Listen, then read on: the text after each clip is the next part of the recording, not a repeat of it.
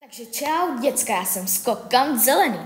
V přírodě se dožíváme 8 let, v zajetí však 18.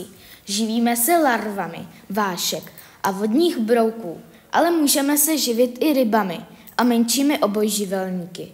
Doskočíme více než 1 metr. Ve vodě vydržíme až 16 měsíců.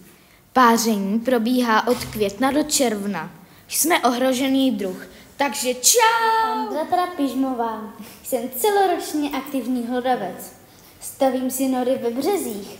Mláďata rodím 4krát ročně a je jich 5 až 14. Dobře plavu a potápím se.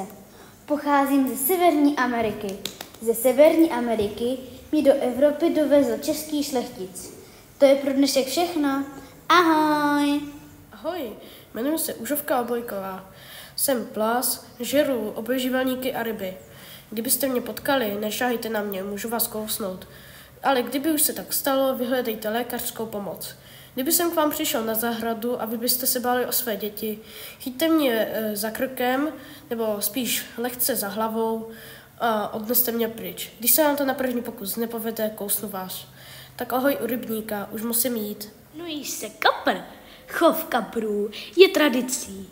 Mám 99 kostí a měřím až 1 metr. Žiju v hejnech, jsem původem z Asie. Moc se na tebe těším a čekám tě u rybníka.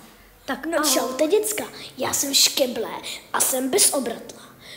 Ve mně žijou paraziti ryb a to je hustý. Dožívám se 5 až 15 let. Živím se vodou a bahnem. Bez vody snad vydržím jenom omezenou dobu.